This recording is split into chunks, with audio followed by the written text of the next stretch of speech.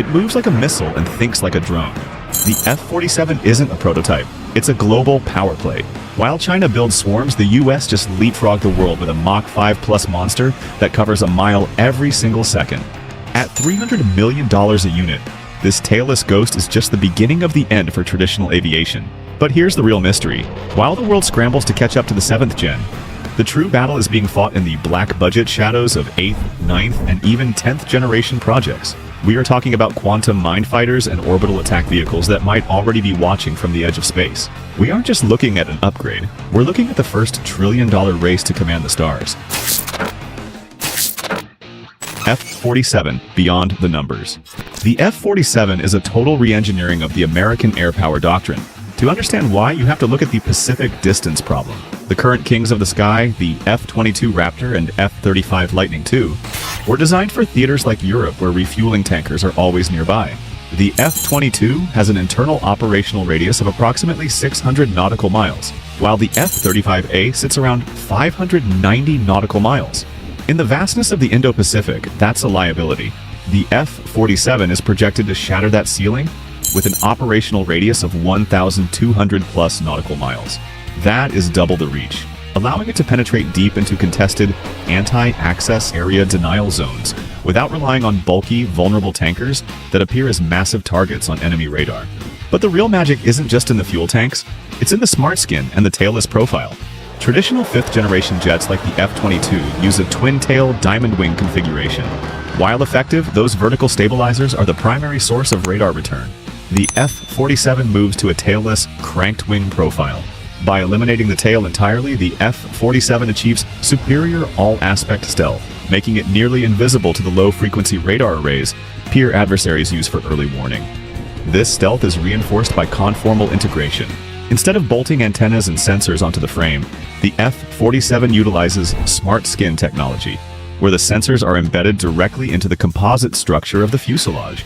This doesn't just lower the radar cross-section, it reduces parasitic drag, allowing for higher cruising speeds and greater efficiency. Under the hood, this thing is a flying supercomputer.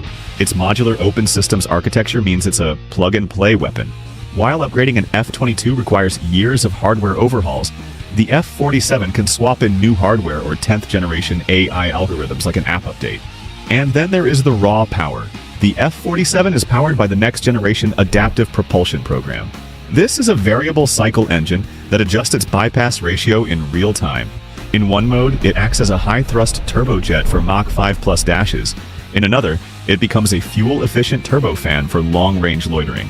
To manage the insane heat generated at these velocities, which can melt traditional airframes, the F-47 uses its own fuel as an endothermic heat sink. Liquid fuel passes through heat exchangers to absorb thermal energy from the leading edges in avionics before it ever reaches the combustor. It's essentially using chemistry to keep the airframe cool while preheating the fuel for better ignition efficiency. For the first time in fighter aviation, the F-47 moves beyond purely kinetic combat. It is designed as a platform for directed energy weapons.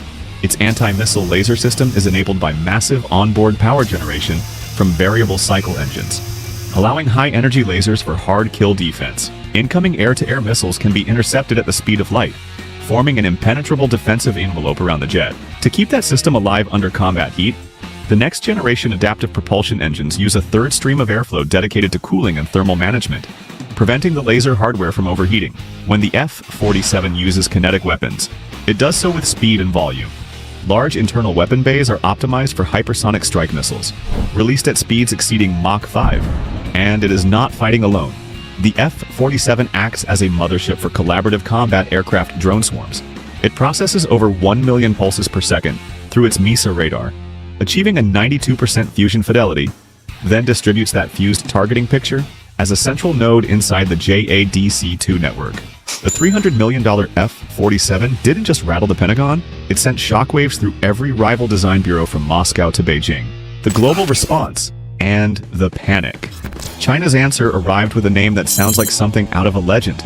The Baidi, or White Emperor. Unveiled as a full-scale mock-up at the 2024 Zhuhai Air Show, the White Emperor isn't just a plane. It's an integrated space air fighter. While the US is perfecting the F-47, Beijing is talking about a Mach 5 monster capable of operating at the very edge of the Earth's atmosphere. According to leaked specs from China's Nanchunmen project, the Beatty is designed to reach altitudes exceeding 100,000 feet, high enough to engage targets in low Earth orbit. Its physical design features a dark, multi-sectional canopy intended to protect the pilot from the intense radiation and thermal loads encountered at the edge of the atmosphere. Some analysts dismiss it as a psychological gambit, but the scale of China's industrial base is no bluff. China has already produced over 300 J-20 fighters, and they are currently narrowing the sensor fusion gap with the West at an alarming rate. If the Beatty reaches its goals, it will be designed to carry a massive internal payload of hypersonic missiles, turning the Pacific into a no-go zone for anything without a US flag. Then there is Russia's MiG-41, also known as the Pekka-DP. This project is born out of raw power and the need to replace the aging MiG-31 Foxhound. The goal is a Mach 4.3 monster, capable of hunting hypersonic missiles and satellites alike. The math for the MiG-41 is brutal. Sustaining speeds above 3,000 miles per hour generates so much friction that the airframe has to be constructed from advanced titanium and composite structures to survive. Russian officials claim the MiG-41 will be armed with an anti-missile laser and will operate at near-space altitudes. However, industrial reality tells a different story.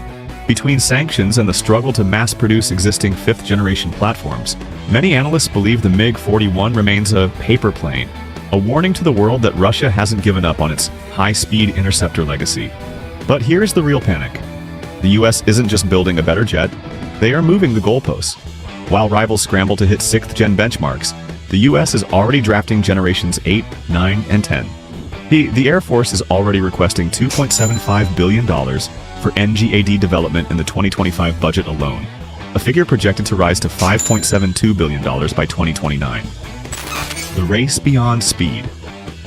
While the world is just starting to wrap its head around 6th-gen tech, the Pentagon's secretive black budget is already funding projects that skip entire generations of physics. By the time we hit the 8th generation, the cockpit is gone. This isn't just unmanned optional, it is pure autonomy. We are talking about the Service Academy's Swarm Challenge and DARPA's Offset program taken to the extreme. In this generation, a single quarterback aircraft doesn't just lead a few drones. It commands a self-healing swarm of hundreds of microjets. These swarms use reinforcement learning to invent new tactics mid-flight, sacrificing individual units to shield the collective. The front cost here shifts from the price of a jet to the price of the algorithm. A trillion-dollar software war where the side with the faster processor wins the sky before a single shot is fired. 9th gen is where we stop fighting the air and start weaponizing it. Research into atmospheric skimming flight paths and living anemometer models suggest aircraft that don't just fly through wind, they use it. These platforms operate in the near space zone between 60,000 and 100,000 feet, utilizing quantum-enhanced AI to predict enemy movements before they even happen. By integrating quantum AI synergy, these jets solve complex battlefield optimizations in milliseconds, tasks that would take a modern supercomputer hours. We are talking about 92% fusion fidelity expanded to a global scale. In the 9th gen, the aircraft doesn't just react to the battlefield. It uses predictive analytics to ensure the enemy's missiles never even find a lock. Then there is the final frontier, Generation 10. This is the realm of DARPA's most classified X-plane concepts and orbital attack vehicles. We are moving beyond the atmosphere entirely. Imagine a space-air hybrid that could launch from a standard runway, skip off the top of the atmosphere at Mach 10+, and strike any target on Earth from orbit. This is the evolution of the SR-72 Dark Star and the Liberty Lifter concepts combined into a single lethal platform. These are the orbital ghosts, machines that move so fast and so high that they are technically in space, yet can dive back into the atmosphere to deliver a payload with pinpoint accuracy. At this level, the cost per unit becomes irrelevant because the machine itself is a global deterrent. We are no longer looking at an airplane. We are looking at the ultimate weapon of the trillion-dollar race to the stars. And if you're ready to see what the Pentagon doesn't want you to see, you know what to do. Subscribe to Front Cost and hit the bell, because in the generation war, if you aren't looking ahead, you've already been deleted.